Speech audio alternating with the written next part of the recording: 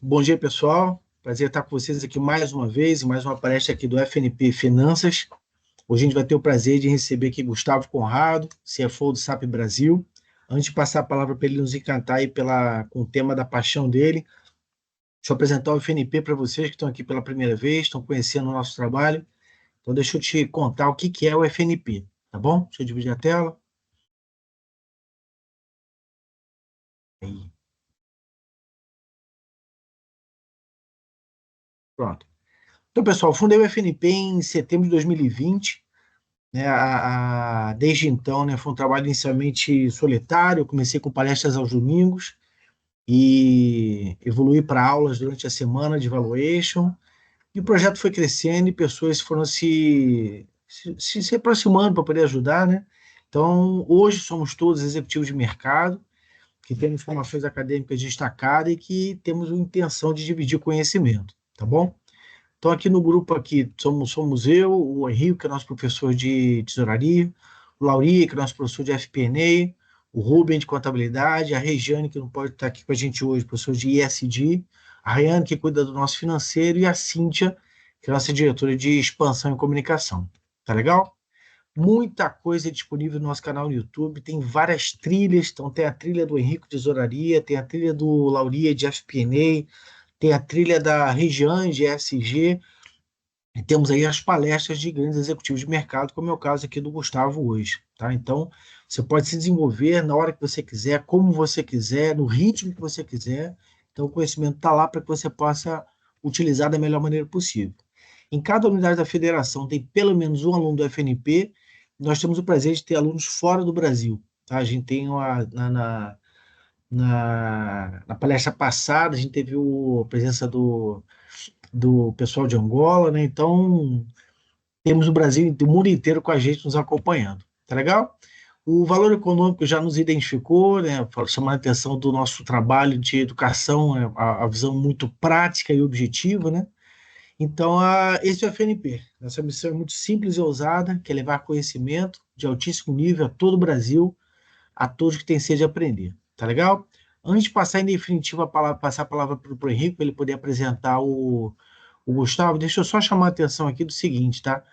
Isso aqui é um bom papo de domingo de manhã. Tá? Então, o Gustavo não está falando em nome do SAP, eu não estou falando em nome da minha empresa, ninguém está falando em nome de nada. A gente está aqui trocando ideia domingo de manhã sobre finanças, tá? De maneira aberta, e a partir do momento que você está aqui presente, você está me autorizando a deixar a sua imagem, né? Para fazer alguma postagem falando sobre a palestra aqui. Tá legal? Pessoal, é isso. Henrique, por favor, apresenta o Gustavo, por gentileza. Bom dia, pessoal. Conrado, obrigado aí por ter aceito o nosso convite. O Conrado se formou em administração de empresas pela PUC, fez sua pós-graduação em marketing, também possui MBA em gestão estratégica financeira pela FGV de São Paulo, é membro do IBEF de São Paulo, onde desempenha um trabalho ativo lá. Trabalhou por 21 anos na IBM. Chegou a ser CFO da área de Software Group, lá da IBM de América Latina. Trabalhou na área de incentivos e comissões, de contas a receber, e hoje atua como CFO da SAP. Então, de forma resumida, o currículo é bem extenso, transformando esses 20 e tantos anos de carreira em 30 segundos. É isso, um currículo muito. E flamenguista como E foi flamenguista, solicitado no está hoje aí início. no Rio para ser pro Mengão. Vamos nós. É, Obrigado aí. Vamos lá, Conrado. Beleza, pessoal. Bom dia mais uma vez. Obrigado aí pela presença, especialmente num domingo de manhã. Acho que é prazeroso ver, né? Até parabéns pela iniciativa da FNP. Acho que acaba sendo aí um hub muito interessante aí também, que as pessoas consigam fazer a coisa dentro da sua própria velocidade e disponibilidade.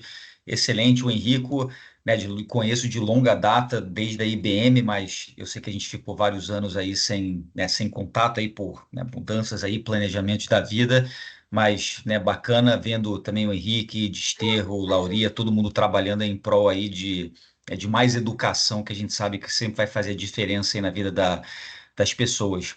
E eu vou fazer uma projeção aqui, pessoal, mas antes disso, só para combinar a regra do jogo, vocês, eu não pratiquei muito a apresentação justamente para que ela fosse É a isso, mais informal e é isso, interativa possível. é isso. Vocês preferem fazer mais, se alguém tiver alguma dúvida, algum comentário, fazer durante a apresentação, querem deixar tudo para o final? Aqui, sendo bastante democrático, vocês julgarem que vai funcionar melhor. Gustavo, em geral, todo mundo vai fazendo ao longo, né? Pintou a dúvida, a pessoa Perfeito. já vai falando ali, vamos dessa forma, porque aí a pessoa não esquece a ideia, vamos, tá bom? Excelente. Vamos nessa Vai então. fluindo. O único pedido de ajuda é que eu acho que na hora que eu colocar em modo apresentação eu não vou enxergar, mas se alguém, talvez, Desterro, alguém puder só me dar um toque ou até uma pergunta aqui, ou se já quiserem emendar direto, pessoal, fica à vontade. É mais um bate-papo do que uma palestra, do que uma apresentação. Mas o que eu preparei aqui para compartilhar com vocês, né, hoje? Na agenda, falar um pouquinho, né, a meu respeito, até para que a gente quebre o gelo, não só da parte pessoal, também falar um pouco da trajetória profissional. E a grande paixão que eu tive, né, isso vocês vão ver trabalhando na IBM, é que eu me apaixonei pelo mundo de software, né? Então, eu tive o privilégio de trabalhar na IBM, hoje em dia na SAP, vou apresentar a SAP, mas aí entrando no ponto chave da questão, a gente já tem há muitos anos, talvez mais de uma década, a gente escuta falar de software as a service, né? Mas falar um pouco do porquê que as empresas de tecnologia têm migrado para esse modelo e por que também que os clientes, né, de várias indústrias, por que que elas também têm preferido fazer uso dessa tecnologia. Então, a gente vai falar sobre esse mercado de cloud, tanto pela ótica do mercado do cliente, também como a visão da SAP. E por fim, como que a SAP, lá atrás, quando ela anunciou que ela ia mergulhar, né, de cabeça nesse mundo de cloud, ia, né, fazer um shift de 100% do seu negócio para o cloud, isso também envolve uma engenharia financeira que a empresa tem que executar de uma forma bastante comprometida, senão, caso contrário, você acaba tendo algumas dificuldades maiores ao longo do caminho. E depois, tudo que vem com isso, né? Como que a empresa precisa mudar com respeito ao seu tato e relacionamento com o cliente, e também no que tange nós financeiros, como que a gente transforma e evolui os KPIs financeiros para que esse modelo e estratégia de negócio ela seja 100% de sucesso, tá? Então, mais uma vez, fiquem bastante à vontade para me interromper aí ao longo do caminho. Mas fazer uma breve apresentação e até quando eu coloquei a foto aqui do Bernardo, eu nem lembrava que seria justamente no dia do jogo do Flamengo, mas foi, né, fazer uma apresentação. Eu tenho 2 filhos, sou casado, profissional de finanças, posso dizer que tudo que eu faço é em prol aqui da minha família, mas se a minha esposa me perguntar, eu coloco mais ênfase nos meus filhos do que na própria esposa. Aí tá bom que ela não está aqui participando conosco. E como carreira, passei 21 anos na IBM entre Rio de Janeiro, São Paulo e também Nova York. E no dia 1º de novembro eu completei 3 anos aqui na SAP Brasil, que também tem sido uma jornada bastante bacana. E como principais disciplinas financeiras ao longo da minha carreira, né, eu trabalhei com finanças e planejamento de linhas de negócio, também com controladoria de país e também geografia, nesse caso América Latina, precificação que, né, se vocês tiverem que me perguntar e depois eu falo até um pouco a respeito, na época que eu trabalhei em preços foi como que uma mudança drástica na minha carreira, até não só dentro da empresa, mas acho que até do desenvolvimento intelectual, auditoria, incentivos e comissões e contas a receber e contas a pagar. E como curiosidades, né, o que eu não faço quando eu não estou trabalhando, eu sou maratonista, se eu não estou fazendo nada, eu saio na rua, vou correr. Toco bateria, só que toco menos do que eu gostaria. Eu tenho uma paixão, assim, eu sempre fui fascinado por avião, não segui carreira, mas eu sei que em 2008, né, eu consegui concluir aí um sonho que foi tirar um brevet. Infelizmente, depois me mudei para São Paulo, parei com essa prática, mas é algo que eu planejo bastante em breve retomar, assim que eu tiver um pouco mais de tempo livre, quem sabe também no interior de São Paulo, que, né, possibilita muito, muito desse mundo aqui. Mas esse é um pouquinho do Gustavo fora aí do trabalho. E também para rapidamente, pessoal, falar um pouco sobre passos de carreira, né? Eu entrei na IBM como um estagiário de contas a receber. Então, contas a receber é uma área que até hoje eu coloco muita ênfase, não só pela importância do fluxo de caixa, mas também até eu sempre tive essa parte de caixa, de recebimento, de DSO muito apurado por conta desse início de carreira. E depois, 4 anos dentro da companhia, eu fui convidado para construir um centro de excelência financeiro, que a gente chamava de incentivos e comissões, e que a missão principal era fazer o mensuramento da performance de vendas de toda a equipe comercial da América Latina. Então, a gente sabe, né, todas as empresas são uma empresa de vendas, então é uma linha de despesa bastante robusta, e eu também fazia a gestão dessa linha de salário variável para a América Latina.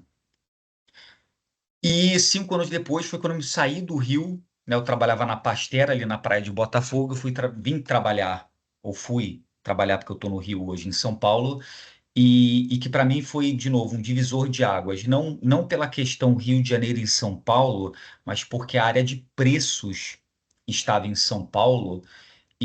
Pessoal, fica aqui já uma dica, né? Para quem puder ter uma experiência em preços, de passar alguns anos aprendendo da metodologia de precificação e trabalhando em conjunto com as equipes comerciais e de produto, para entender como que o nosso produto está posicionado, como que a gente deve precificar, se é mais commodity, menos commodity, como é que a gente continua crescendo o market share sem deteriorar a margem de lucratividade, é um abridor de mente e que tem pista para fazer uma carreira. As pessoas, se quiserem entrar desde estagiário até um vice-presidente global de precificação, por exemplo, na IBM, consegue fazer isso facilmente. Então, comecei em preços cobrindo software e uma linha de hardware que chamava servidores de Power. Depois eu fiz um shift 2 anos depois para ser gerente de preços de 2 linhas de serviços, que também é um outro mundo, estrutura de custo completamente diferente. Então a gente acaba tendo aí uma visão de um negócio que é muito mais baseado em homem-hora, em esforço para gerar a receita e gerar também a parte de lucratividade. E aí, o comentário que eu fiz, dentro dessa linha de preços, o que mais me apaixonou foi a área de software, né? E eu me lembro que eu tinha uma chefe que era fenomenal e que eu falei, olha, se algum dia vagar essa vaga de CFO para software group na América Latina, eu amaria concorrer. E acabou que depois vagou, deu certo e me encontrei no mundo de software, se eu puder Olha, dizer, né?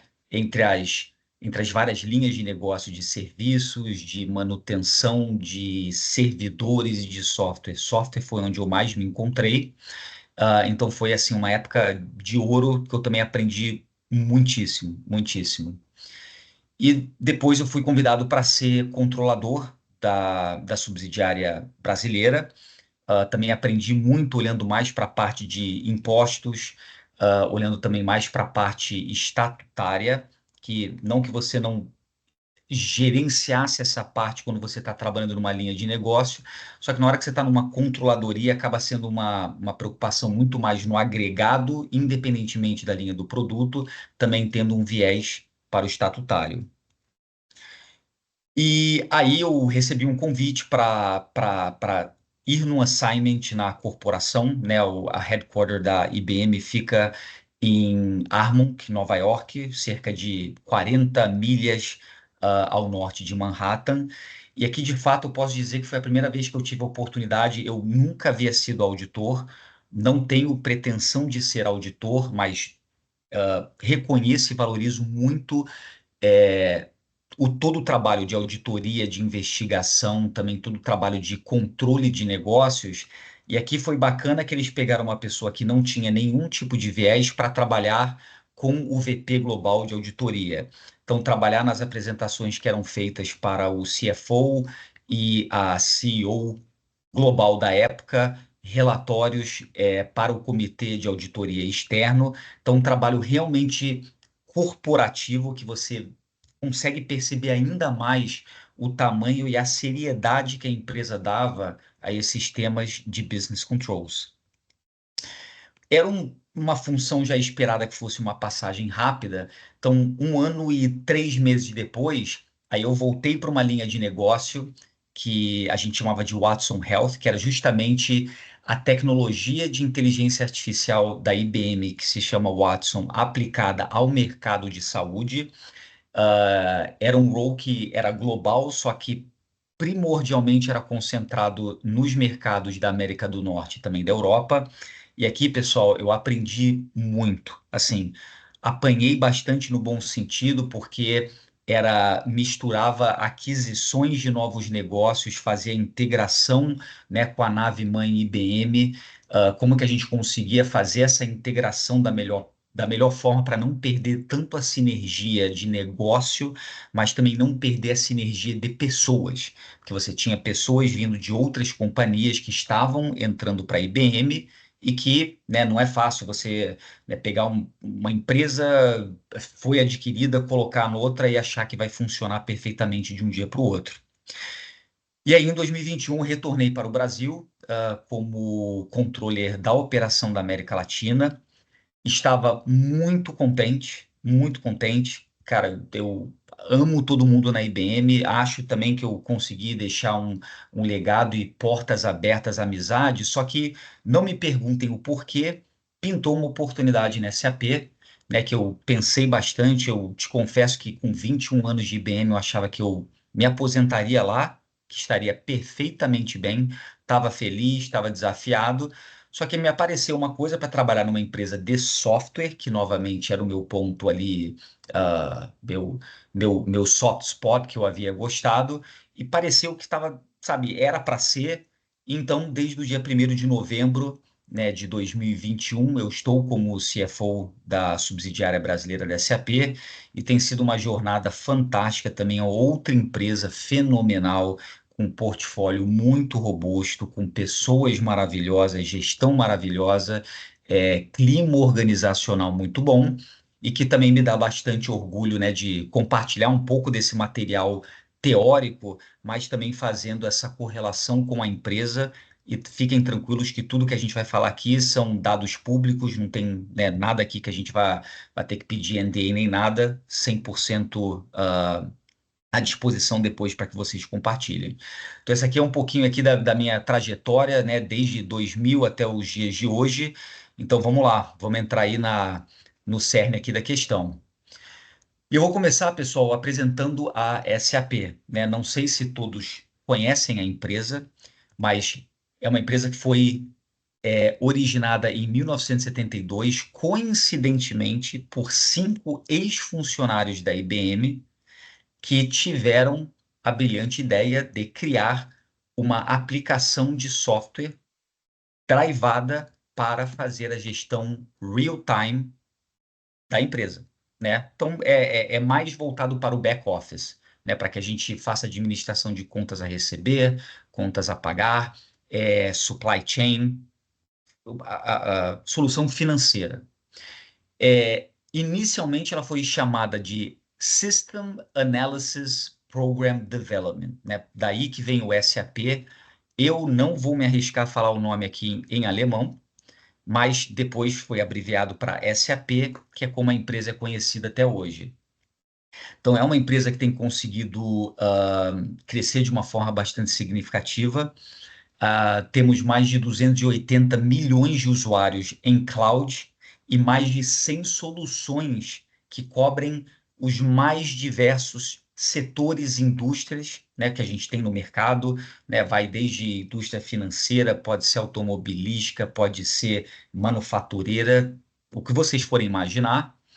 E temos mais de 100 mil funcionários ao redor do mundo e com um ecossistema, né? Se vocês forem depois pesquisar SAP, assim, existe a SAP, só que o mundo SAP, a gente pode dizer que ele engloba mais de 204 mil parceiros de negócios, porque são parceiros que ou comercializam ou implementam as soluções, ou até desenvolvem novas soluções que depois ficam disponíveis no que a gente chama de SAP Store, como se fosse a nossa Apple Store, por exemplo, no nosso celular, que você vai lá, você tem o SAP, você quer fazer o download daquela solução específica que uma empresa XPTO desenvolveu, você faz lá o download e faz a utilização. E como propósito, né, que isso também eu diria que me tocou bastante na hora que eu estava fazendo toda a análise, meu due diligence pessoal, se eu iria né, mudar de empresa depois de 21 anos, mas o que a empresa faz hoje é para ajudar o mundo a funcionar de uma forma melhor, mais eficiente e, consequentemente, melhorar a vida das pessoas. E como? Como? Através da visão de que com a SAP as empresas elas podem se tornar como que uma rede de corporações inteligentes que vão ser mais eficientes, vão ser mais produtivas e também serão mais sustentáveis, tá? Que também a parte de sustentabilidade de ESG é algo que a empresa tem focado bastante. E aqui eu acho que eu estou vendo, né, uma mão levantada do Frederick. Sim, Gustavo, uma pergunta rápida. Como é que está a estratégia da SAP para abordar as micro e pequenas empresas, tá? Porque, assim, o pouco que eu conheço aqui do mercado brasileiro que eu estou falando, a gente vê outras empresas, né? Vou citar só uma, tá? A TOTUS com Proteus, enfim, que tem talvez uma abordagem, uma entrada maior nesse mercado de micro e pequenas. Não sei se é o momento exato, mas como você está falando aí, Every Organization, me veio essa dúvida. Excelente pergunta. Posso responder nos próximos 2 slides, e se ainda não ficar claro, você me Com diz. certeza, com Mas, certeza. mas é um excelente ponto, porque justamente eu ia tocar nisso, que também é em algumas ocasiões, uma dúvida, né, filosófica, tipo, SAP é para qual tipo de empresa? Mas, dando continuidade aqui, Frederick, depois até vou voltar para você me dizer se eu matei a questão ou não. Vamos falar de alguns fatos sobre a empresa, né? Em 2023, nós finalizamos o ano, isso números globais, tá, pessoal? 31,1 bilhões de euros de receita, dos quais 13,6 bilhões eram já do nosso mercado de cloud. Nós somos a única empresa da Fortune 50 de Global Tech que está sediada na Europa. E como eu havia comentado, nós temos mais de 100 mil funcionários espalhados pelo nosso planeta. Com relação ao nosso mercado, tá? Acho que é com muito orgulho que a SAP ela sempre coloca que 99 das 100 maiores empresas do mundo elas são clientes da SAP. Estima-se que em algum momento, né, da nossa cadeia de atividades, de suprimentos, de supply chain, de value chain, 87% do PIB global ele toque um SAP em algum momento. E aí, Frederick, as small e medium enterprises elas correspondem a 80% da base de clientes. E aí depois até vou fazer uma correlação com as diferentes ofertas, mas não é incomum que a gente às vezes escute ou está num evento, converse com pessoas e falem, nossa, eu não sabia que a SAP eu poderia ser um cliente SAP, eu amaria ser, só que eu até nem havia buscado tanto, porque eu imaginava que era para uma empresa que faturasse não sei quantos bilhões de dólares ao ano, e que também não é o caso. Né? Não é o caso, é uma empresa que ela consegue se posicionar bem, tanto com soluções para grandes, gigantes empresas, como também para os pequenos e médios negócios. E no próximo até vou te falar um pouco da estratégia de produtos, que também eu acho que ajuda a deixar esse tema ainda mais claro. Com relação a portfólio, né, nós atendemos 26 indústrias com 12 linhas de negócio, só que não dá para dizer que o RP é o carro-chefe, é o que a empresa prioriza número 1, número 2, número 3, e depois tudo é construído em torno do ERP, que eu também vou explicar o que é ERP no próximo slide. E duas ofertas principais que a gente consegue atender o mercado com a nossa tecnologia, o nosso ERP se chama S4, né? Que agora, como bom financeiro, eu não lembro exatamente do que significa a abreviação, mas o S4 é o nosso carro-chefe, e nós temos a oferta Rise e Grow. O Rise with SAP é mais voltado, digamos, para empresas de médio e grande porte, porque é quando a gente vai oferecer a nuvem privada. Nuvem privada é o seguinte: aquela infraestrutura em nuvem, dentro da qual vai ficar todos os dados, vai ter todo o processamento para o cliente, ela é privada, é daquele cliente. Uma caixinha fechada e pronto. É uma oferta que geralmente também demanda uma quantidade maior de licenciamento, até para que o business case, tanto para o cliente quanto para a SAP, ele pare de pé. Agora, nós temos o Grow with SAP, que é a mesma tecnologia de S4, só que voltada para médias e pequenas empresas, e aí já disponibilizando a infraestrutura em nuvem pública. Nuvem pública é que é compartilhada entre vários clientes, mas sempre com todos os protocolos de segurança, né? Todos os protocolos. Tem cliente que fala, não, mas a nuvem pública não é segura, eu tenho que ficar na privada. A nuvem pública é segura. A nuvem pública é segura porque existem todos os protocolos que são levados né, a mais rígida instrução de segurança e que a companhia tem conseguido cumprir aí com bastante sucesso. E inteligência artificial. A gente não consegue hoje não falar de inteligência artificial. Eu não diria que é o presente, eu diria que já é o passado, continua sendo o presente, vai continuar sendo o futuro. E hoje, quando as empresas, e principalmente a SAP, fala de desenvolver soluções com inteligência artificial, que eu também vou me aprofundar mais um pouco, está na nuvem. Você tem que estar numa solução em cloud para que você também tenha acesso a essas features. E para finalizar, como eu também comentei do ecossistema, né, a SAP trabalha com mais de 25.500 parceiros de negócios. Nós também temos um viés muito forte para a parte de startup, seja investindo ou suportando. Então, o nosso programa de SAP I/O suporta mais de 60 startups e a Sapphire Ventures também já investiu em mais de 200 startups de IT. E aqui imaginando que é o ecossistema se ajudando, né? A SAP não vai conseguir desenvolver por si só toda e qualquer aplicação que a gente possa imaginar que algum dia pode existir. Ela vai precisar de parceiros desenvolvendo, aí faz um acordo comercial e disponibiliza, né, essa aplicação, esse feature, dentro do próprio RP através de um plugin. Então, aqui é um pouco sobre a SAP, mas até voltando, Frederic, com o Rise e com o Grow deu para entender, ficou bastante claro essa diferenciação e como ela consegue se posicionar bem, né, independentemente do tamanho da empresa? Sim, sim. Só se depois, no final, Conrado, for possível dar uma noção de market share aqui no Brasil para SM e Enterprises, seria bom também, para dar trazer esse dado que você trouxe global para o cenário brasileiro, se possível, tá? Perfeito, perfeito.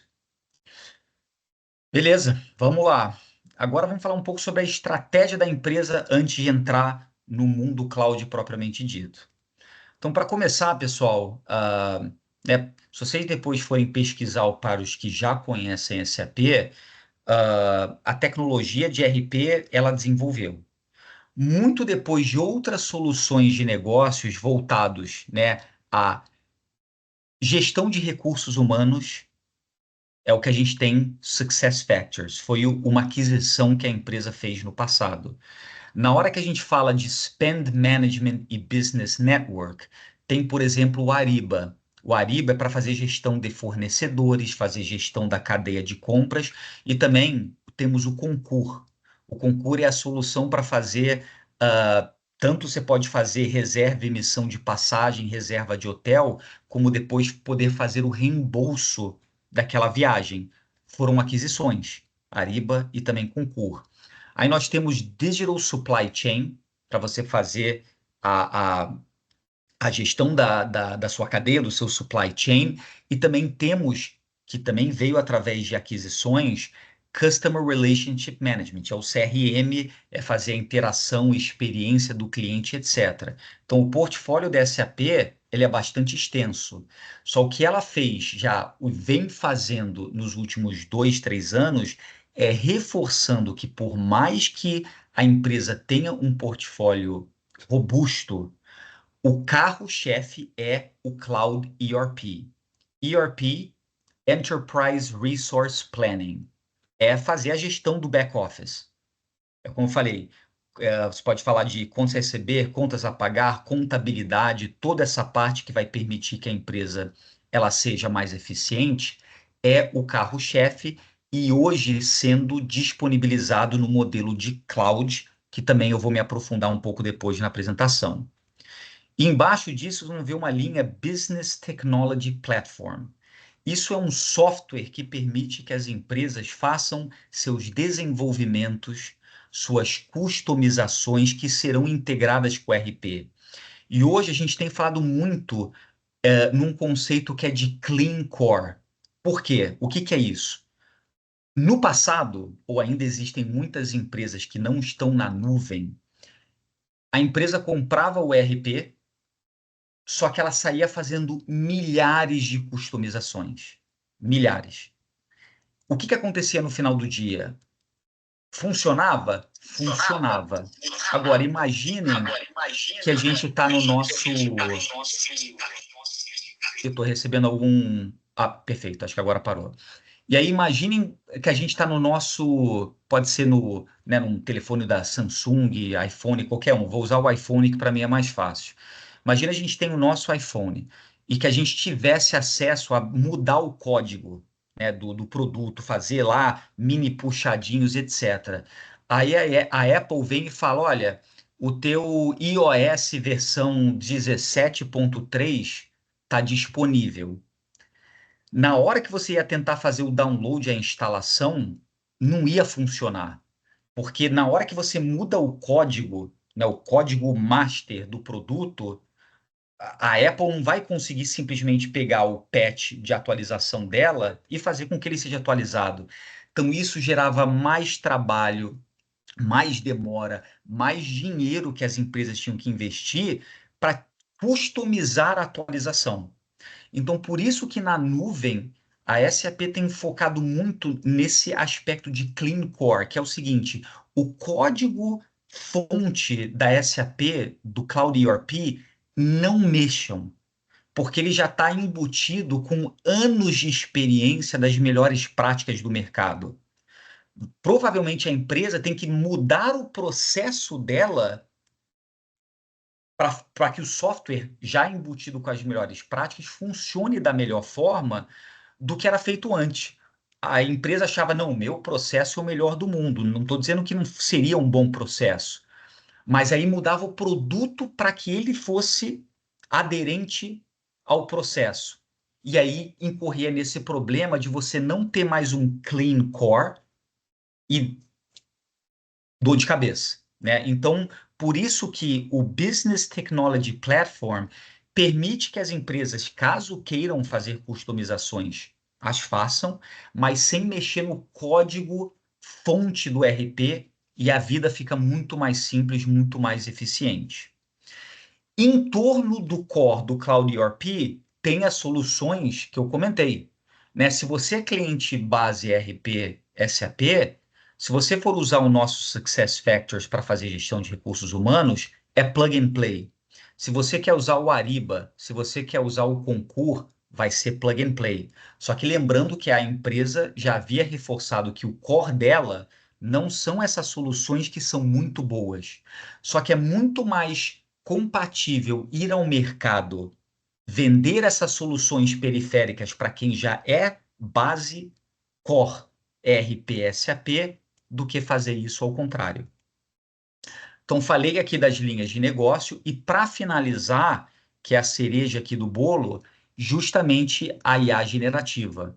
A SAP recentemente lançou o copiloto, né, ou a copiloto chamado Joule, que nada mais é do que um copiloto que, ao invés de você navegar pelo seu RP com reportes, com dashboards que até então está perfeito, é eficiente, é produtivo, hoje você já tem um chatbot que você consegue escrever dizendo, olha, gostaria de ter um relatório que me mostra as linhas de receita, bababi, bababá, papapá. E que ele varre o teu RP e já traz o resultado para você. Então, vocês vão vendo como a companhia tem evoluído, né? De focar no RP, ter as soluções periféricas para que o cliente possa fazer uma gestão 360 graus, e, em cima disso, fazendo o melhor uso da inteligência artificial, que, na nossa visão, tem que ser relevante, tem que ser reliable, tem que ser confiante e, ao mesmo tempo, tem que ser responsável, que é algo também que a companhia leva bastante a sério. Então, essa aqui é a estratégia da companhia. Então, bem, pessoal, falamos da SAP, onde e como ela está presente e qual é a estratégia de negócio. Agora, vamos dar um passo, né, para o mundo externo. Porque até alguns anos atrás, a SAP só comercializava o seu RP, as suas soluções, no que a gente chama de licenciamento on-prem. O que é isso de on-prem? É que você compra para usar no seu premises, no seu data center. Você compra uma licença, como antigamente, você deve lembrar, há 2 décadas atrás, se a gente comprasse uma licença do Windows, a gente ia ganhar um disquete. Esse disquete, essa licença era nossa, é perpétua. Esse era o modelo de comercialização do passado. Só que eu quero falar um pouco de alguns estudos, né, de grandes empresas que têm sido publicados que mostram por que que as empresas, aqui pela visão de clientes, de mercado, por que que elas têm demandado o consumo de software na nuvem, como um serviço, uma subscrição. E eu vou começar com esse estudo da Accenture, que eles publicam anualmente. Esse de 2024 também ficou fantástico, fizemos até um evento com eles para que eles pudessem conversar um pouco mais a respeito. E o que que esse estudo diz? Que as mudanças, e isso de CFOs entrevistados, as mudanças no mundo estão cada vez mais rápidas e não vão desacelerar. Então, 86% dos CFOs entrevistados já estão dizendo que eles têm que completar seus programas de transformação agora de uma forma muito mais rápida. Outro dado: 98% das empresas estão dizendo que a tecnologia vai ser a alavanca de diferenciação para continuar competindo. Ou seja, a tecnologia, não importa se você trabalha no ramo de alimentos, se você fabrica carro, se você é uma empresa aérea, se você é um banco, a tecnologia agora é necessário para que as empresas se mantenham vivas e competitivas. Um outro dado importante é mostrando o papel dos CFOs e dos financeiros em geral em liderar essas agendas de transformação digital. Porque quando a gente fala de transformação digital, pessoal, né, no passado a gente falaria, estamos falando de tecnologia, vai no CIO. Só que hoje o que vocês vão perceber é que esses processos de transformação digital, eles são da área de negócio. Eles não são da área de tecnologia. A área de tecnologia ainda é muito relevante para mapear a estratégia de forma holística e ajudar a empresa a ter uma estratégia única e compatível. Só que é importante ouvir e também ter o buy-in e a liderança da área de negócio que vai fazer o uso da tecnologia.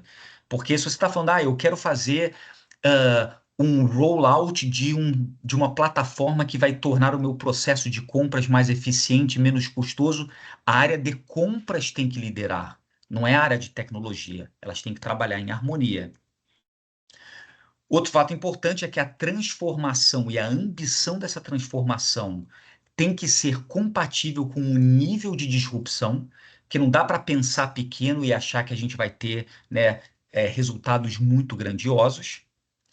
Voltamos a falar de Gen AI, que é, né, a cereja do bolo, principalmente para nós financeiros, mas para todas as áreas, e que as empresas precisam ter como que uma North Star, uma bússola que vai dizer, olha, como que eu vou me reinventar para que eu consiga atingir os meus resultados esperados dentro da minha ambição de crescimento, seja para crescer receita, crescer lucro, crescer market share. Então, esse é um estudo que mostra que o mercado é o que eles estão chamando de permacrisis. É uma crise eterna, permanente, e que a gente tem que estar preparado para navegar nesses mares que dificilmente vão estar calmos. E aí vem um estudo muito também bacana da Gartner, né, que fala por que cloud computing? Por que eu não ter a licença perpétua, mas sim eu consumir aquele software como um serviço, como uma subscrição, como um Netflix, por exemplo? Né, eu acho que essa correlação é muito boa. Nós não somos donos dos filmes ou dos seriados ou documentários que estão ali no Netflix. Só que a gente não quer, eu não queria ser dono, ter licença perpétua do documentário XPTO. Eu quero pagar para ter acesso e usar aquele serviço enquanto ele for útil para mim. Então, aqui alguns itens que demonstram por que o mercado tem buscado o cloud computing. Para começar, tem novamente falando da Gen AI. As empresas hoje de tecnologia, elas somente estão focando o seu dinheiro de pesquisa e desenvolvimento em inteligência artificial na nuvem. É o caso da SAP. Se o cliente e alguns poucos ainda querem comprar licenciamento perpétuo para as poucas ofertas que ainda as têm, beleza. Só que já é claro e dito para o cliente que é status quo. Não vai ter grandes enhancements, grandes features. Outra palavra que a gente usa muito é composability, que na hora que você consome soluções na nuvem, é muito mais fácil de você fazer uma interligação das várias soluções que permeiam as nossas companhias, seja de compras, seja de recursos humanos, seja de back-office, né? Qualquer área. É mais fácil fazer essa integração. Tem também a parte de sustentabilidade, e aí eu também diria por duas óticas. Uma, que antes todas as empresas precisariam ter praticamente o seu data center, né? Imagine a quantidade de luz, de água que era consumida para manter o resfriamento daquelas máquinas. Né, para quem já visitou um data center, a gente vê que assim, é uma operação de guerra.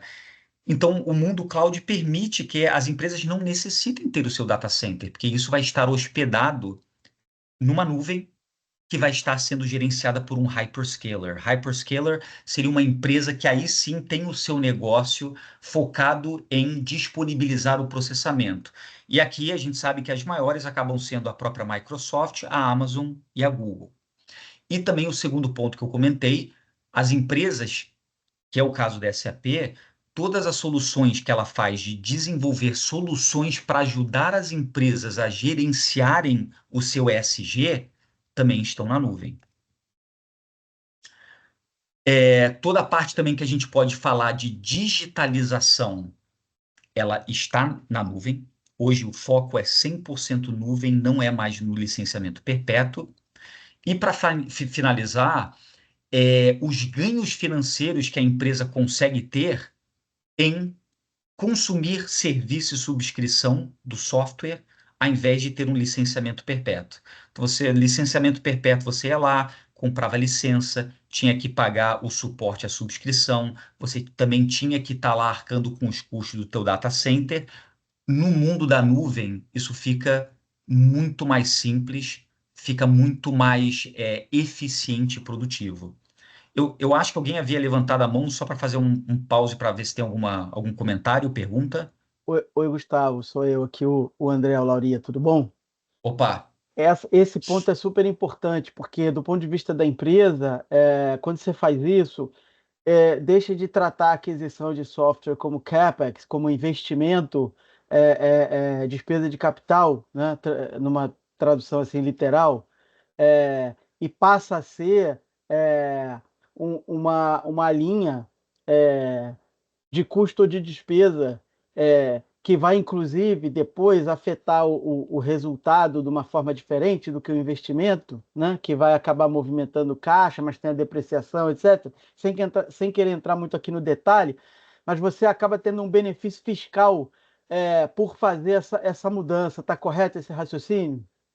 Excelente, é isso mesmo. É isso mesmo. Tem o tratamento contábil distinto, que também acabam tendo vários benefícios. Além de, né, sinceramente, você vai ter menos dor de cabeça, menos coisa para te perturbar no dia a dia. E é aquilo, pessoal, o importante não é ter, é usar, né? Eu vou dar o meu exemplo. Depois que eu tive a oportunidade de fazer leasing de carro nos Estados Unidos, eu não sou aficionado por carro. Né, eu falei, quando eu voltei para o Brasil em 2020, também tinha lá, eu já estava vendo que as grandes empresas aí, locadoras, estavam começando com planos mensais. Não sou aficionado por carro, não, para mim não importa se eu tenho carros, eu quero ter um carro para fazer XPTO, me locomover. Desde então, eu tenho um plano mensal que, para mim, e eu não me preocupo com IPTU, não me preocupo com seguro, não me preocupo com nada. Quando está na hora de trocar, pegar um carro novo, eles me ligam. É um exemplo, né? Como o Lauria bem comentou, tem os tratamentos, você vai capitalizar aquele ativo, se você não vai, se depois vira uma despesa. Tem todos os pontos fiscais e também tem eu não preciso me preocupar com o carro. O carro, para mim, Gustavo, como profissional e até na minha vida profissional, para minha vida pessoal, não é o meu core. Eu quero ter tempo livre para fazer outras coisas que mais me interessam e me agregam valor. Então, fazendo uma conotação com a vida real é exatamente isso. Exatamente isso. Obrigado aí, Lauria. Terceiro estudo, antes da gente entrar no mundo SAP. Olha esse estudo da McKinsey, pessoal. E lembrando, hoje as empresas só estão desenvolvendo inteligência artificial na nuvem. Por tudo isso que a gente vem falando, é o shift do mercado, é o que o mercado quer. Esse estudo mostra em diferentes áreas da empresa, em azul, os ganhos de receita, ou em cinza, as reduções de custos que as empresas conseguiram obter adotando inteligência artificial. Então, digamos, um cliente SAP quer ter esse tipo de benefício, está na nuvem. Que a SAP já viu, eu não consigo ficar gastando pesquisa e desenvolvimento para dois mundos de licenciamento. Eu tenho que fazer só em um, que é o que o mercado quer, que é em cloud. Então, aqui que eu vou focar. E na hora que a gente também olha essas cifras, né, o mercado vai dizer, nossa, são ganhos muito grandes, então não dá para eu ficar fora desse mercado, o que corrobora ainda mais do porquê que os clientes e o mercado em geral têm buscado consumir software como um serviço, ao invés de licenciamento perpétuo. Então, olha aqui, até no nosso mundo de strategy e corporate finance, em diferentes graus, 58 até 58% de ganhos de receita e até 31% de redução de custo. Então, são ganhos muito grandes que, para as empresas hoje, em mercados mais ou menos competitivos, né, se você pega um varejo que um ponto de margem já, né, já move montanhas, né, imagina esses ganhos. Então, né, daí, se você é um varejista, você diria, putz, então como é que eu vou ficar fora desse mundo de consumir um ERP em nuvem se eu vou ficar de fora de usufruir todos esses benefícios? Então, são percentuais muito robustos que corroboram de por que que o mercado e os clientes querem consumir o software como um serviço e não como licenciamento perpétuo. Então, pessoal, essa foi a visão externa. Agora, isso aqui é visão SAP. A SAP, então, ok, anos atrás falou, perfeito. Olha, a gente teve sucesso até hoje vendendo licenciamento perpétuo? Sim. Só que se a gente não fizer algo drástico, radical, vendo que o mundo quer consumir nuvem, a gente hoje o que pode ter sido um sucesso não o será. Então jornada constante de reinvenção e transformação. E na hora que esse, né, deu um clique na cabeça da SAP, ela falou: o mercado tem razão. Porque se a gente faz uma comparação aqui, né, na vertical de valor de negócio agregado para o mercado e na horizontal a linha de tempo, vamos comparar os dois modelos. Essa primeira curva aqui cinza é o modelo on-premise, que eu falei, é licenciamento perpétuo. Tudo bem que já tem tempos que não existe um disquete, quando o cliente ainda compra on-prem, fica uma chave digital para ele fazer um download, mas a licença é do cliente. Imagine ainda o provedor de tecnologia está dando um disquete na mão do cliente e diz: olha, esse disquete é teu, o que está dentro do disquete é teu para sempre, e você vai pagando suporte e subscrição para baixar um patch de seguranças, depois, se tiver uma nova versão, você pode fazer o download, perfeito. Mas vocês vão perceber que o crescimento do valor agregado ao longo do tempo ele cresce, mas não é algo tão, não é tão significativo. Então vocês podem ver que dentro dessa mentalidade tradicional não tem grandes major mudanças ou melhorias relacionadas a processos de negócio. Você não tem grandes otimizações de custo e por mais que requeira menor nível de modificação, ao mesmo tempo, você pode dizer, é menos modificação, mas não agrega valor para o teu business. Então, acaba ficando ali. Serviu por muito tempo, pessoal? Obviamente. Mas vocês vão ver como o modelo tornou-se já obsoleto. No meio do caminho, veio o que, né, todo mundo chamava de IaaS, que é Infrastructure as a Service. Ou seja, mesmo que eu tivesse um licenciamento on-prem, ao invés de ter o meu data center, eu mandava a minha carga de trabalho para o data center de um terceiro.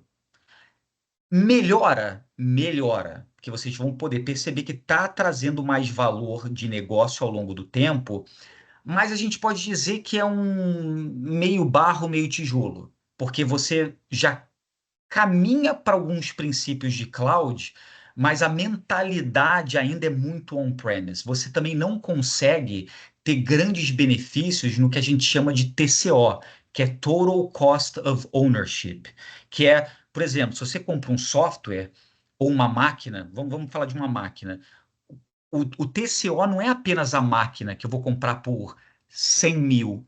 Cara, vem também o custo de eletricidade, vem o custo de água, de tudo que vem. Na hora que você falar, se eu compro o carro, é só o preço do carro? Não é. É gasolina, é IPVA, é seguro, é tudo que vem dentro daquele pacote. E aí o pulo do gato, que é exponencial, é de fato o mundo cloud, que é você fazer 100% via serviço e subscrição, não tem mais licenciamento perpétuo, o usar e extrair valor é muito mais importante do que o ter, e olha aqui como a curva ela é significativamente maior e em menor tempo de trazer mais valor agregado, porque a empresa ela vai ter acesso a muito mais features de otimização, de padronização, de produtividade e cria valor agregado não só para o que a gente chama do TCO que eu expliquei, mas de um item que o mercado também tem falado muito, que é o Total Cost of Innovation. Ou seja, e o que estava muito claro naquela pesquisa da Accenture, as empresas que não se reinventarem, pode ser mais cedo ou mais tarde, elas vão morrer. Vocês vão ver que a quantidade de empresas que hoje existem e possuem times como um Innovation Officer, que parece, né? Antigamente você fala, nossa, fulaninho, se falasse que tem um cargo de Innovation Officer, ia falar que ele tinha o melhor emprego do mundo, porque devia ficar sentado, né, tomando café, ganhando dinheiro e não fazendo nada. Mas, pessoal, hoje, o Innovation Office é tão mais importante quanto, por exemplo, uma área de vendas, porque é o que está trabalhando com o time de estratégia para garantir a perpetuidade da empresa. E lembrando também o que eu disse, as empresas de tecnologia, no caso da SAP, todo o dinheiro de pesquisa e desenvolvimento, de inovação e etc., está em cloud, não está no on-prem. Então, aqui é para também corroborar com toda essa visão externa que a gente viu E como que a SAP enxergou isso e falou, é isso, a gente não pode continuar vendendo o que a gente acha que tem que vender. A gente tem que vender o que o mercado quer e o que o mercado vai continuar demandando. Pois bem, essa foi, pessoal, aqui a parte do mercado. Só que assim, a empresa ela toma a decisão, eu vou parar de vender on-premise e eu vou para o cloud. Perfeito, decisão tomada. Agora, para nós financeiros, é simples como dizer, eu vou parar de vender o carro A e vou vender o carro B? Não é. E aqui eu queria explicar um pouquinho o porquê. No modelo on-premise, como eu comentei, o software é um produto. Você vende a licença perpétua para o cliente e a receita, na hora que eu te entrego, desculpa fazer a conotação de novo, o disquete, a minha venda se encerrou. Eu sou pago na cabeça e eu posso receber, reconhecer aquela receita na cabeça. E a venda é uma transação. É uma transação. Fazer também a conotação. Um carro. Meu amigo, você tirou o carro da concessionária? Mas eu pensei que eu ia andar 1.000 km por semana, estou andando 100. O problema é teu, né? No bom português. Já no nosso mundo de cloud, o software é um serviço. O cliente não detém a propriedade intelectual perpétua daquela licença. E, de novo, talvez nem queira ter, nem precise ter. Só que, como é um serviço, a minha receita e também o meu caixa, eles entram pinga-pinga. Porque se eu tenho um contrato de 12 meses, eu vou reconhecer aquela receita 1/12 por mês. Porque lembrando pelos princípios, né, de revenue recognition, né, entre vários fatores, um dos quais é que o serviço precisa ter sido prestado e entregue. Nesse modelo também, as empresas geralmente elas adotam pagamentos mensais ou trimestrais. Que nem pode ser que a gente também no nosso Netflix pague prestações mensais. Pode ser que você queira pegar um plano já paga anual com desconto. Pode ser, mas lembre-se, é com desconto. Eu não vou pagar na cabeça por algo que eu tenho aqui, né? Vou usufruir mensalmente. E a venda é um relacionamento. E o que a gente chama de lace, eu vou explicar um pouquinho mais depois. Não vou entrar nesse mérito para depois não ficar repetitivo. E aqui 2 gráficos, pessoal, bastante simplificado. Olha como o modelo on-premise era extremamente vantajoso financeiramente para as empresas de tecnologia. Te entreguei o disquete, receita e caixa na cabeça. Mundo cloud, que é o que o mercado quis, e a gente viu o porquê. O caixa e a receita vai entrando pinga-pinga. Então, aqui para nós financeiros, que gerencia caixa, receita, custo, fechamentos mensais, trimestrais, anuais. Você sai ali, putz, eu vou fazer meu fechamento do primeiro trimestre do ano.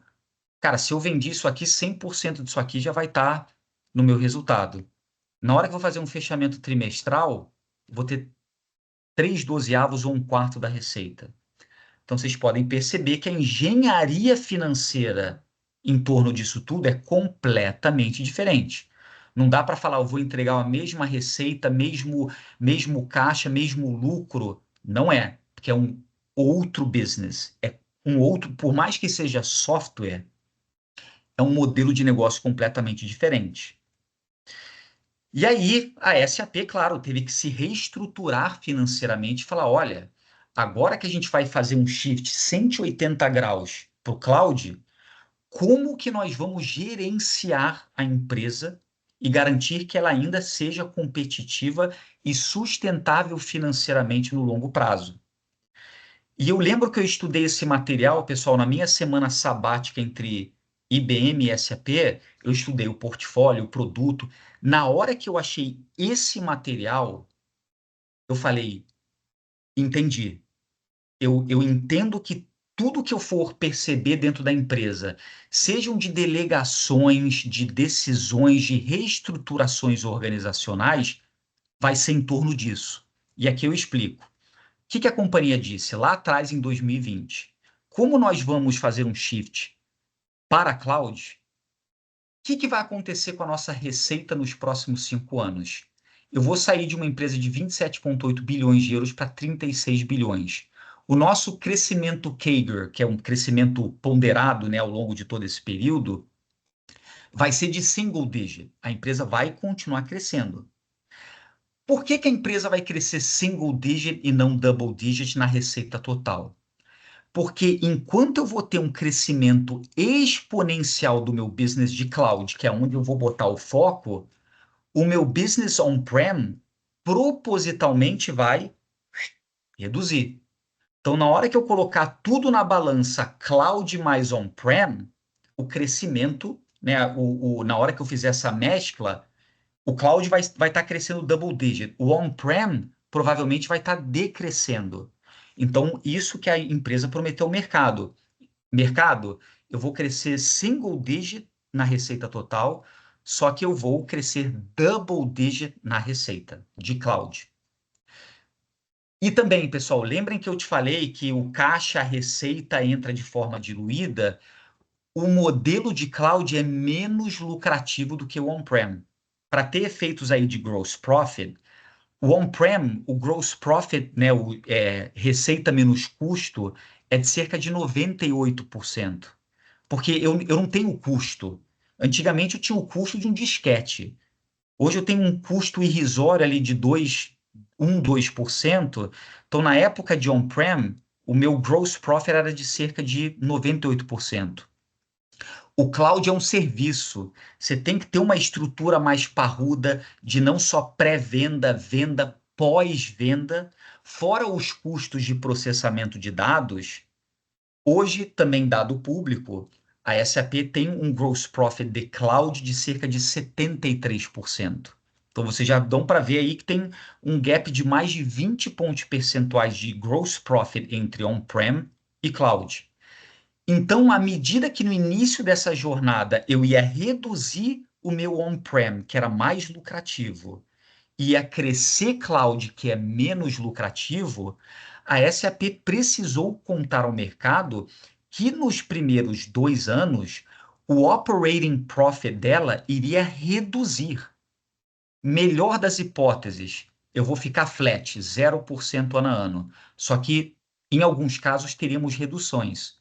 Só que, na crença do mercado e no compromisso, depois que eu tivesse esse pequeno declínio, voltaríamos a crescer double digit. Porque aí você vai construindo uma base de clientes na nuvem, que se você fizer o trabalho bem feito, eles vão estar ali com você, consumindo a sua atividade, o seu serviço, vão renovar com você, vão comprar mais e você vai conseguindo voltar a crescer sua lucratividade. E isso fica mais evidente através dessas barras, né? Em 2021, o cloud não era nem metade, ou chegava a ser 1/3 do portfólio total da solução da empresa. O plano, a projeção para 2025 é que seja mais do que o dobro. Então, isso corrobora com todo esse modelo que eu coloquei aqui, e que, de novo, não é simples, né? Você vai crescer receita, acelerar no cloud, desacelerar no on-prem, e com isso você vai acelerar mais em um business menos lucrativo. Então, o trabalho do financeiro para fazer essa gestão e garantir que a gente entregaria ou vai entregar até o final de 2025 é muito grande. Porque não é só vender mais, é gastar menos, é gastar com o que precisa. Então, talvez no mundo on-prem, onde você talvez tivesse um pouco mais de dinheiro para gastar com coisas menos prioritárias, no mundo cloud, a disciplina e o rigor de spending tem que ser muito maior. Eu vou fazer uma pausa que eu acho que alguém levantou a mão para alguma dúvida ou pergunta.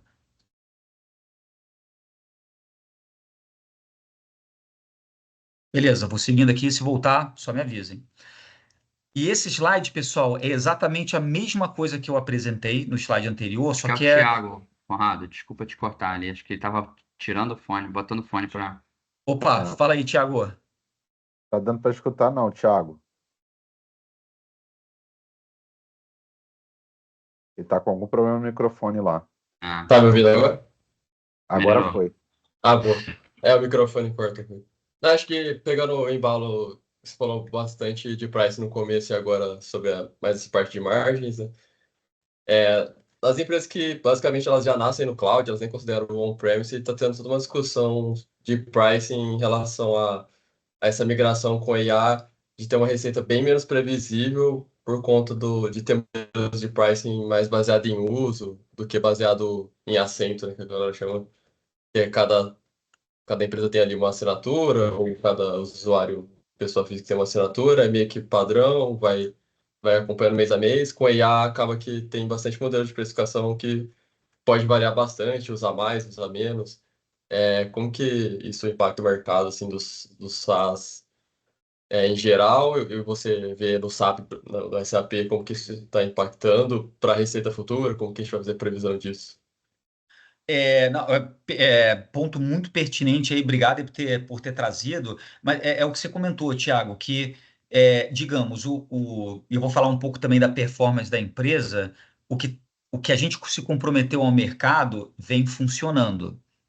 Agora, perfeito, 2025 já tá logo ali.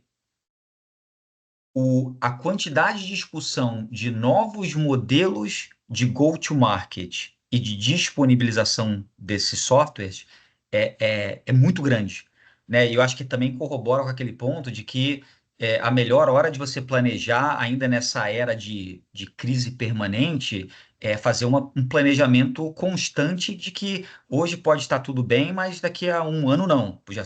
O mundo pode ter virado de cabeça abaixo. Então, de fato, existem estudos, e a gente vê isso falando não em SAP, mas mercado em geral, né, de empresas que já falam em pay-per-use, né, de tipo a gente um pay-per-view que a gente tem, né, para ver jogo de futebol, qualquer coisa.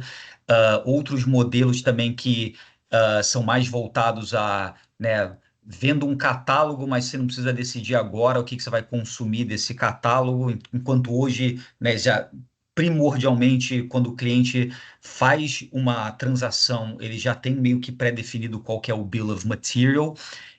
Então, existem pressões constantes que estão vindo 360 graus, né, dentro do mercado de tecnologia, como também de outras indústrias, mas que estão demandando que as empresas mantenham um alerta ligado de que o que funciona hoje, daqui a pouco, é um modelo que vai continuar sendo refinado e o que você falou, e também a inteligência artificial vai continuar a mudar drasticamente, porque hoje o que você tem uma Copilot, no caso da SAP, que eu acho que a receptividade do mercado vem sendo bastante positiva, no futuro eles podem querer uma outra forma de ou comprar e por qual preço, né, de um preço que seja justo no mercado, para fazer o uso daquela aplicação, daquele feature sobre a minha base de dados gerenciada pelo ERP.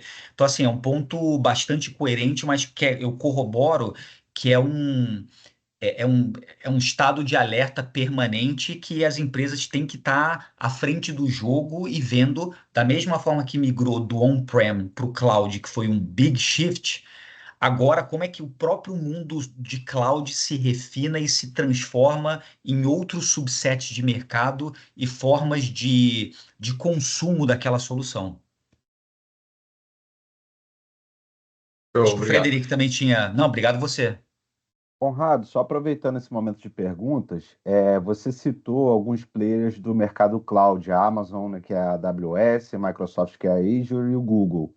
Para vocês, faz sentido alocar a solução de vocês na cloud de uma terceira dessa? Ou vocês já estão começando a pensar em desenvolver uma proposta para que os futuros clientes possam usar a cloud da SAP? Não sei se fui claro na Não, pergunta. excelente pergunta. Hoje, para um cliente que fecha um contrato S4 nuvem com SAP, as únicas três opções que ela tem fica a cargo do cliente é Microsoft, Amazon e Google. Não existe trabalhar, né, seja nuvem pública ou privada, a gente Tá. trabalha com esses três hyperscalers, que também são quem já possuem os data centers, possuem o know-how possuem todas as tecnologias, né, de segurança, de gerenciamento. Então, hoje já é uma regra e já vem lá um contratinho. Você assina o contrato e, em conjunto, já vem também o contrato com o hyperscaler, que aí vai garantir o SLA, a disponibilidade de, né, 90 e tantos por cento, tudo já pré-definido. Essa já é a prática do mercado. E só um ponto, um detalhe desse contrato: o pagamento para o cliente, ele faz só para a SAP e depois a SAP repassa a parcela de cloud para o provedor, ou ele tem que fazer dois pagamentos ali quando ele for fazer o serviço, o pagamento? Frederic, eu imagino que. Deixa eu tomar nota e depois eu vou mandar, porque esse detalhe aqui eu te Tá bom, confesso tá bom, que eu não estou 100% confortável, mas eu vou tá. averiguar É aqui. porque tem questão de tributação, bitributação, tentar evitar bitributação, né? Então, só para entender esse detalhe, porque a gente sabe que tributos no Brasil é um tema complicado. Pelo menos nas empresas que eu Excelente trabalho ponto. de, nas Excelente ponto, empresas eu que eu verifico trabalho aqui, eu de retorno SaaS, aí para não, vocês. Mais algum comentário? Não, tem uma fala aqui da Marcela no chat. Marcela, faz a pergunta ao vivo aí. Marcela, sem micro. Pergunta dela é o Ah. seguinte: ao fazer essa mudança para cloud, né, houve uma percepção de maior adesão das pequenas e médias empresas? A resposta é sim, sim. Nós temos tido aí algumas cifras bastante relevantes com relação à maior quantidade, né, de clientes de pequeno e médio porte que têm descoberto aí o valor agregado em soluções na nuvem. Também não seria uma surpresa comentar, como acho que um dos colegas aqui também fez uma excelente pergunta no início da apresentação, que às vezes, e isso acho que é uma catequese constante que a gente vem passando no dia a dia, até inclusive em abril desse ano a gente esteve presente na Web Summit, né, aqui no Rio Centro. E assim, tinham empresas de grande, médio, pequeno, pequeníssimo porte. Foi assim um evento fenomenal. E principalmente para as empresas de pequeníssimo e pequeno porte, dava até gosto, porque aí parece que você vê né, sabe quando você tem muita coisa para ensinar e uma pessoa não sabe nada, então você vai né, com aquela vontade de ensinar, mas justamente pessoas que com total direito falavam assim: nossa, eu não sabia que a SAP fazia isso. A gente não, olha, com Grow você já pode ter o teu S4 com essa quantidade mínima de usuários, e você vê que em alguns lugares ainda é meio que um choque de realidade. Mas então acho que por duas óticas. A resposta é sim. Porque eu acho que quem já era cliente continua vendo o valor agregado, mas ao mesmo tempo tem ainda muito white space. Tem empresas que ainda, talvez antes no passado, não tinham dinheiro para pagar uma nuvem privada e que agora conseguem arcar uma nuvem pública, como clientes que talvez nem imaginariam que, não sabia que eu poderia ser atendida por essa empresa, porque eu desconhecia a solução dela voltada para pequenas e médias empresas. Então a resposta é sim, é que sim. Excelente. Vamos lá. Qualquer outra pergunta, por favor. Obrigado você, Marcela. Então, aqui também já foi demonstrado, assim, acho que não era a montagem da geografia aqui, mas foi perfeito, né? Vendo o Cloud Revenue aqui acelerar e o Profit primeiro ter que descer um barranquinho para depois voltar a crescer. Agora, nem tudo são flores e nem tudo que a gente fala para o mercado, por mais que seja muito bem estruturado, é bem recebido. E o mercado, eu não estou aqui para julgar, criticar, porque o mercado tem quem você compra porque confia, gosta da empresa, tem quem está a fim de especular, tem gente que às vezes recebe, né, uma notícia e não está com o contexto inteiro, então, nossa, fica com receio e cai fora, tem de tudo. Mas eu quero mostrar um pouco, desde 2020, como que tem sido a performance do preço da ação da empresa na Bolsa de Nova York. Pandemia bateu, né? Então, primeira ação caiu, acho que do mundo inteiro, porque acho que ninguém sabia o que ia acontecer com o mundo, se a gente ia estar vivo depois de 3 ou 4 semanas ou 3 ou 4 dias. Mas teve uma aceleração muito grande da digitalização. Ou seja, eu nessa época, eu estava lá em assignment em Nova York, pessoal, eu tinha que pagar o meu aluguel da minha casa, pegar o cheque, ir até a recepção, dar o cheque, assim, e brasileiro que já está acostumado com um setor bancário muito evoluído por conta de hiperinflação dos anos 80, etc. Cara, a gente nada de braçado nesse mundo. Do nada, no touch, botaram lá para poder pagar online. Então a gente vê depois um crescimento, porque as empresas que já não estavam digitalizadas precisaram se digitalizar para ter um negócio na semana seguinte. Aí que veio o Cloud Business Review, que foi quando a SAP disse, olha, vou full speed no cloud. Vou para um business que o mercado quer, por todos aqueles estudos que a gente conversou, é menos lucrativo, mas é o que o mercado quer. Preço da ação despencou. De novo, pode ter gente que não acreditava que a empresa teria sucesso, dizendo, não, mas a SAP é uma empresa tradicional de on-prem, não vai ter sucesso na nuvem. Ou pode ser quem fosse especular, putz, não acredito, vou perder dinheiro, vou vender. E aí vem uma outra pancadinha aqui, sem que a empresa entre o Cloud Business Review e 2022 pudesse recuperar, que foi a invasão da Ucrânia, né? E sem querer entrar em méritos políticos, né? Nada disso, mas a SAP, como uma empresa europeia, adotou uma postura muito rígida e firme contra a guerra, e a SAP encerrou 100% das suas atividades no território russo, que era um mercado bastante expressivo. Só que ela falou: não quero fazer negócio com um país, nem vou ter escritório, data center, nada, num país no qual eu não concordo com seus princípios. E isso teve alguns impactos com relação às receitas, aos lucros, ao que já havia sido comprometido ao mercado. Entretanto, passado toda essa, né, pandemia, Cloud Business Review, a invasão da Ucrânia, a partir de 2022, mais para o final do ano, foi quando a empresa já começou a colocar mais em produção os features de GenAI. Falando, olha, lembra, pessoal, a gente é Cloud ERP, a gente vai fazer bem feito na nuvem, vai cumprir com aquele roadmap financeiro, temos outras soluções de mercado e por cima disso tem o GenAI que vai trazer muito mais valor e eficiência. E a partir de então, pessoal, o que eu posso dizer é que não é fácil, mas com muita disciplina de venda, de pós-venda, de gestão de custos, gestão de despesa, de tudo que vocês possam imaginar, nós estamos trimestre após trimestre cumprindo com aquele plano que havia sido comprometido ao mercado, e nós estamos chegando agora ao final de 2024, tanto na Bolsa de Nova York quanto na Bolsa de Frankfurt, com níveis de preços históricos da companhia. E é aquilo, tá tudo garantido, tá tudo ganho? Não, mas também foi a pergunta, acho que o Thiago tinha feito.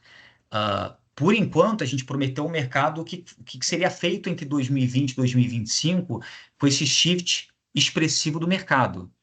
Só que o que a gente vai continuar fazendo além de 2025, seja através de novas formas de consumo de cloud, seja através de novas features de inteligência artificial, para que a gente continue tendo sucesso. E o céu é o limite, né? Até hoje a gente está com uma valuation de empresa aí acima de 250 bilhões de dólares global, mas assim, por que não 280? Por que não 300? Por que não ainda mais? Mas o recado que eu quero dar é que não é fácil fazer uma transição de um modelo de negócio como esse, mas que ele exige, e aí que vem o papel de nós financeiros, de uma gestão financeira muito transparente, muito clara, muito didática, que eu também vou falar de KPI, porque caso contrário, a empresa não vai remar na direção que a gente precisa. E para finalizar, vamos falar aqui só do tal do LACE que eu havia comentado. O que é esse tal do LACE? Que a gente chama de Land, Adopt, Consume e Expand. Na minha cabeça, pessoal, hoje, numa empresa que vende serviço e subscrição, todo mundo dessa empresa tem que ser pós-venda. Você pode ser da área de venda, pré-venda, pós-venda, faturamento, cobrança, time técnico de nuvem, qualquer um. A nossa missão é encantar o cliente. Porque eu vou dar um exemplo, né, que eu sempre gosto de utilizar. Sem citar nomes, eu sou cliente do mesmo provedor de telefonia. Cara, eu amo o plano 5G, o que eu pago, vira e mexe eu dou uma ligada, dou uma chorada, tenho desconto, tal. Perfeito. Vira e mexe tem aumento inflacionário, tá de boa. Já sou cliente há, o quê? 15 anos. Num momento de tempo, eles começaram. Eu me lembro com migração, se eu coloquei TV a cabo junto, cara, deu um problema no cadastro deles de que era telefonema de cobrança todo dia, falando que eu tinha valores em aberto. Não sei, cara, eu ligava, eu falava, não, não tem, falei com o XPTO, abri o chamado ABC. Cara, uma época que eu falei, eu vou dar a última investida. Eu vou. Não me lembro se eu mandei para a ouvidoria, o que que eu fiz, e resolveram. Mas por conta desses problemas de relacionamento e gestão, eu quase caí fora do provedor que eu acredito que tem a melhor tecnologia. Então, essa visão também, e por que que um financeiro está falando isso, é porque permeia a empresa como um todo, incluindo as nossas atividades. É, contabilização, faturamento, recebimento, gestão de contrato, porque a visão hoje não é vender e sair fora. A visão é eu vendo, eu ajudo meu cliente a instalar ou adotar, eu ajudo ele a consumir aquela solução e depois ele expande. O que que é expande? Ele vai renovar o contrato e provavelmente ele vai comprar mais do mesmo porque o business do cliente está crescendo e ele vai gostar tanto de mim que ele vai falar assim, cara, além do RP que vocês me entregam tão bem, eu quero ver o concurso, eu quero ver o customer experience. Então, essa que é a regra do jogo e por isso que não só a gestão financeira, mas a área financeira garantir junto com o COO e com a presidência um funcionamento fluido da companhia, porque, como eu falei naquele slide contábil, a venda não é uma transação, não é tirar o carro da concessionária. A venda é um relacionamento. E às vezes você pode não ter a melhor solução tecnológica, mas se a solução serve ao cliente e ele sabe que se algum dia tiver um problema, como tudo na vida dá, que tudo é imperfeito, que ele vai pegar o telefone e vai ter alguém para ajudá-lo a resolver o problema, matou a questão. Então, por isso que a gente agora fala em leis, em gestão de relacionamento, em Customer Lifetime Value Journey, do que numa venda transacional. Agora, eu vou fazer um fast forward, vocês vão perguntar, mas a gente consegue implementar uma mentalidade lace na empresa? A gente instala o dedo e todo mundo compra o oráculo e fala, entendi e vou cumprir. Tem pessoas que sim, tem pessoas que não. Talvez, falando aqui em nome da SAP, né, uma empresa com mais de 100 mil pessoas. 100 mil pessoas vão pensar igual e saber exatamente o que tem que ser feito? Não. Então, aí que também eu acho que de um outro ponto de vista de KPI, que é muito importante. Como que a gente converte os KPIs da empresa para que eles ajudem a trilhar o comportamento e o compensation variável das pessoas? Então, nós saímos de uma empresa que simplesmente focava em quanto que eu vendi de on-premise, que a receita é na cabeça. Vendi 10, reconheço 10. E o pouquinho que a gente tinha de modelo cloud, a gente mede em Cloud Annual Contract Value. Se eu vendi um contrato de 120 para 12 meses, o meu ACV é 120. E eu vou reconhecer um dozeavos ali a cada mês. Olha a explosão de KPIs que teve para que a gente tivesse sucesso no cloud. O Cloud Annual Contract Value é importante? É o que eu vendo de novo. Agora, eu não sei se vocês conhecem o conceito de churn, dá para sentir que é uma palavra ruim, né? Churn é o que cai fora. Digamos que eu vendi 10 contratos, 2 caíram fora, o meu churn é de 2. Então é uma coisa ruim. Você precisa ter esse relacionamento e a gestão do pós-venda e ajudar o cliente a usar aquele software e extrair valor para que não tenha o churn. Então, se eu vendi 10 e tive 2 de churn, o meu renewal rate foi de 80. Ou seja, só 80% daqueles 100% que haviam comprado a solução permaneceram. Aí que vem o Deep Dive Analysis. O que houve? Por que o cliente não renovou? Será que a gente não ajudou ele a extrair o valor? Então, começam vários estudos. E também tem o conceito de Net Bookings, que é o Cloud ACV menos o churn, que a gente pode falar ou em números absolutos, né, que eu falei, 100 menos 20 vai me dar 80 de net booking e que vai me dar um renewal rate de 80%. Então, hoje na empresa, até alguns anos atrás, a gente falava, não, pessoal, quanto é que teve de ACV? Quanto que a gente vendeu de novo? Hoje, a pergunta é, como é que está o teu net booking? Porque não interessa eu vender mais 1.000 se 900 estão caindo fora, em exemplos hipotéticos. Então, vocês já conseguem ver que o shift do mindset e dos KPIs para que uma empresa em nuvem tenha sucesso é completamente diferente. E eu vou um pouco mais além. Deployed ACV. Desse ACV que eu vendi nesse exemplo hipotético de 100, quanto que eu consigo medir, ver um relatório que os 100 já estão em produção no cliente? Ele já instalou, já implementou, já está usando. Porque se o meu deployed ACV for baixo, o que isso quer dizer? Ou o cliente nem está usando e virou o que a gente chama de shelfware, está na prateleira ali de enfeite, ou ele não está extraindo o valor agregado que ele deveria estar extraindo para quando chegar ao final do contrato ele renovar comigo. E aí também vem outros dois que são muito importantes. Tem vários outros, mas eu escolhi esses aqui, que é o Customer Cost of Acquisition, porque num mercado de serviço, né, você perder um cliente é muito custoso. Você atrair um cliente também é, mas é muito melhor e mais eficiente operacional e financeiramente você conseguir atrair um cliente, deixá-lo feliz, retê-lo e ele vai continuar comprando com você.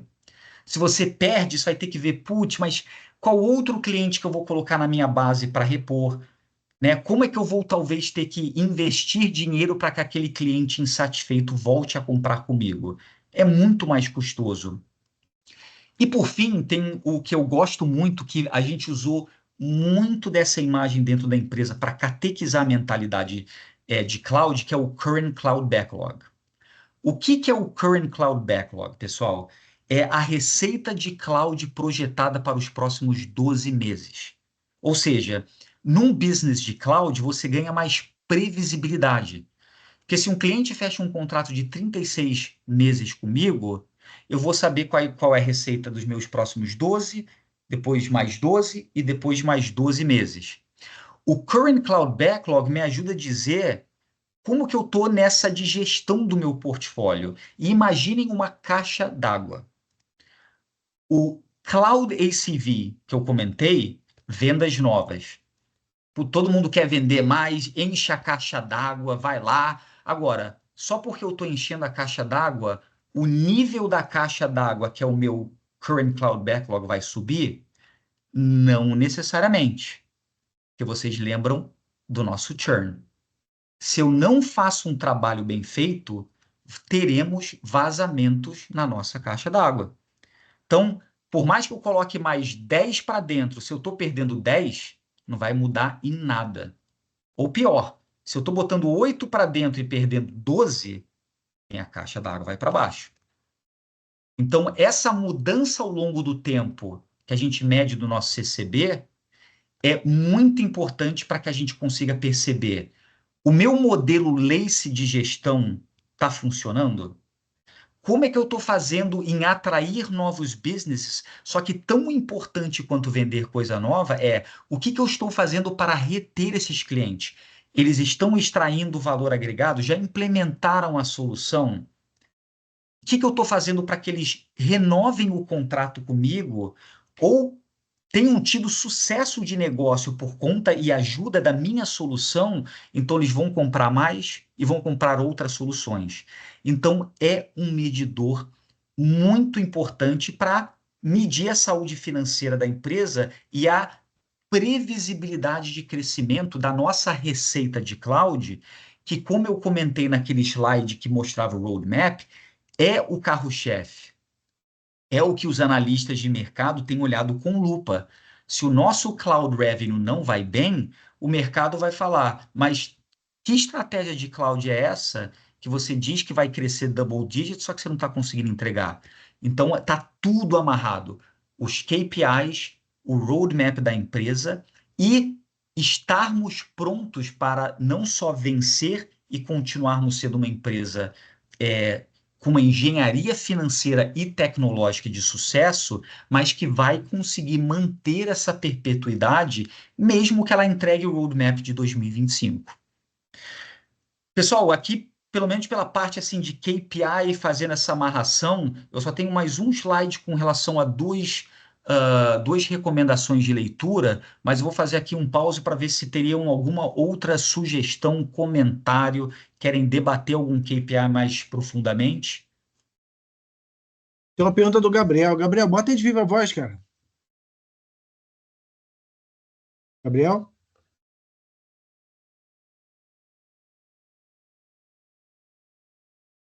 Bom, Gustavo, o Gabriel está perguntando aqui: o custo de aquisição de novos clientes tende a ser maior que o custo de manutenção dos clientes? Muito, muito maior. Porque na hora, Gabriel, que você fala de aquisição de novo cliente, você está falando também iniciativas de marketing, de awareness, né, de todo o trabalho de pré-venda, né, que é um investimento que tem que ser feito ou pela SAP ou por um parceiro de negócio, para você chegar num contrato propriamente dito para começar aquele relacionamento. Na hora que você já consegue gerar esse colchão de clientes fiéis, felizes, não que você não tenha que continuar investindo, tem que fazer iniciativa, tem também todo o trabalho de pós-venda, só que esse é um trabalho menos oneroso e menos custoso do que, por exemplo, você ter que sair. Ou seja, vou dar uma outra analogia: o mato está alto. Para você capinar e botar um gramado lindo, vai te custar uma grana. Se crescer um pouquinho, você tem que ir lá só fazer uma pequena manutenção, você vai gastar muito menos dinheiro e muito menos tempo para chegar no mesmo gramado perfeito do que ter lá todo o terreno completamente, né, descapinado, com mato alto, com árvore no meio. É muito mais custoso, demora mais tempo e você também acaba tirando muito do teu foco que você poderia deixar ali no dia a dia da gestão da tua base de cliente, fazendo essa nova aquisição. Que também é fator-chave para que você continue crescendo o teu market share, mas imagina ter que investir em crescer market share enquanto a tua base instalada está deteriorando. Aí é o pior dos cenários. Acho que o Lauria também tinha, se eu não me engano. Estou com uma pergunta aqui, porque nessa mudança do on-premise para o as a service, você colocou, né, que o fluxo de caixa fica mais previsível, ok, você passa a ter uma receita aí recorrente ao longo do tempo, o que do ponto de vista de quem está no financeiro é sempre uma boa coisa, mas isso posto, tem alguma percepção sua ou algum dado com relação a mais ou menos risco do contas a receber, quer dizer, o at risk do contas a receber, quando você muda desse modelo tradicional para o as a service? Excelente pergunta. Acho que de forma geral, Lauria, sim existe um risco, porque o transacional entreguei e acabou. O tipo, né? Vou dar também o exemplo esdrúxulo. Tirei o carro da concessionária. Não tem como o cliente falar, não vou pagar. Fala assim, meu amigo, o carro é esse, você comprou isso, você comprou aquilo. O serviço, né? Se você também pega o serviço de uma consultoria que vai lá te prover um contrato para fazer um estudo de uma reengenharia organizacional da tua empresa, cara, são pessoas fazendo aquele trabalho. Pode ser que o cliente diga no final, pô, pelo amor de Deus, olha o que vocês me entregaram aqui. O serviço que você me entregou não condiz com a minha expectativa.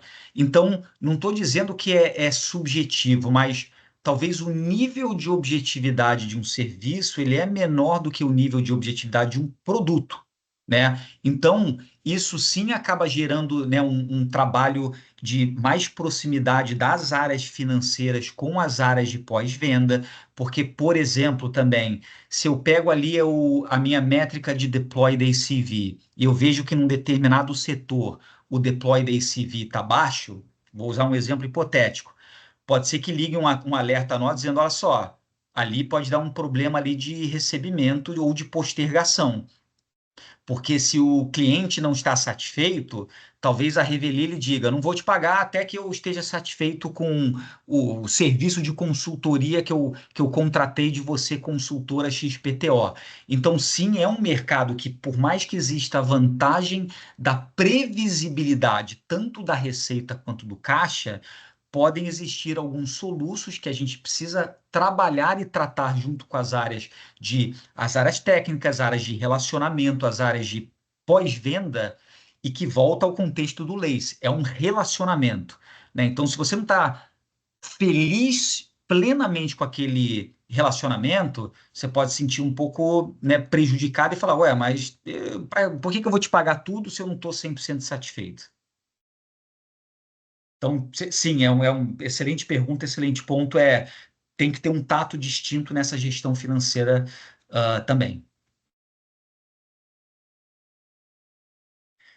Pessoal, para finalizar, só duas dicas de leitura, e olha só, são leituras até old school, tá? Mas que mesmo assim, eu sei que livros, estudos, cara, cada vez mais livros interessantes, só que esses dois, eu diria que são livros que pela essência que vale a leitura, né? Esse aqui eu li também na minha semana sabática, que uma executiva de desenvolvimento da IBM, ela falou, cara, lê esse livro você indo para SAP.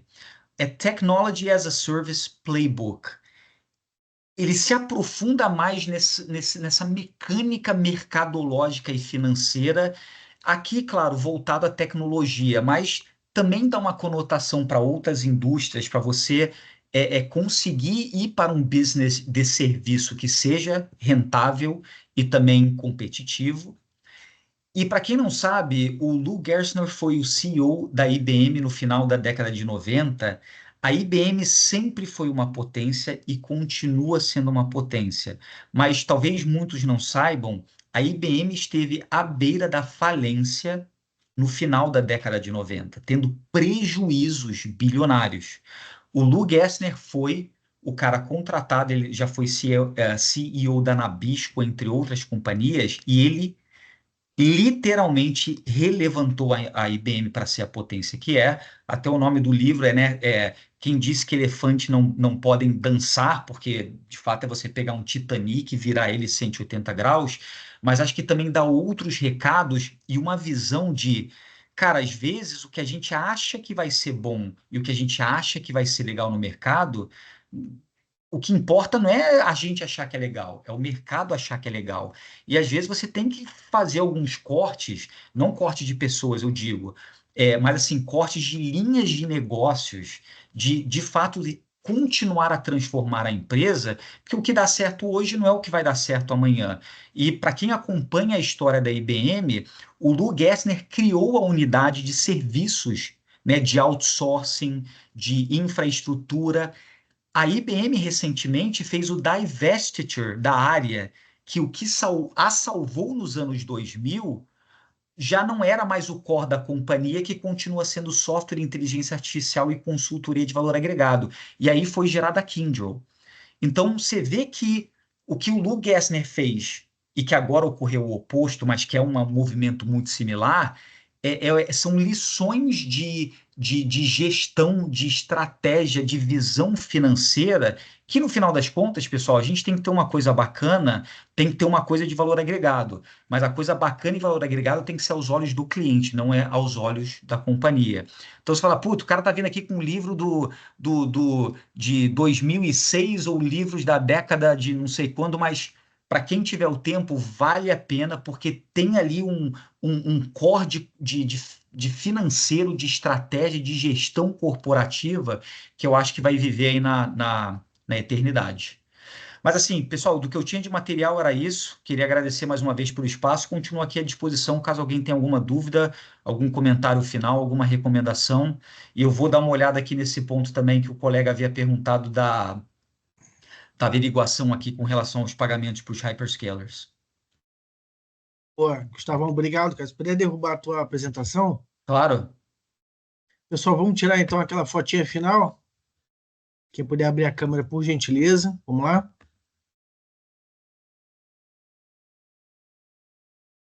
Vamos lá. Primeiro bloco aí. Pessoal, Emerson, Rita Carvalho, Eustáquio. Vamos lá. Primeiro bloco aí, vamos lá, sorrisão, todo mundo. Mais. Vamos pro segundo bloco. Pera. Deu certo. Segundo bloco aí de participantes, vamos lá. Érica, Thiago, vamos lá. Marcela, Vivian. Sorrisão, todo mundo aí, vamos lá.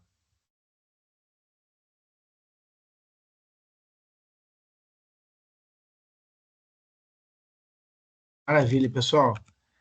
Gustavo, muito obrigado aí pelo teu tempo, ter ficado aí com a gente essa manhã de domingo aí. Já a gente vai divulgar no LinkedIn a palestra, né, com o link, vai ficar gravado no nosso canal do YouTube. A todos vocês que participaram aí, agradeço a gentileza na divulgação da palestra do Gustavo, né, para que mais pessoas no Brasil possam aprender, né, e conhecer melhor aí sobre IBM, SAP e esse avanço todo aí. E não deixem de ler a recomendação de livro aí do Gustavo, viu? A história Rafael, ali da IBM foi muito bacana. Obrigado, Opa, Conrado. pois não? pode deixar o e-mail, Gustavo, se a gente quiser fazer um Claro. contato? Deixa eu colocar aqui, ó. O maior prazer, isso que eu ia falar depois também, me coloca à disposição, quem quiser bater um papo.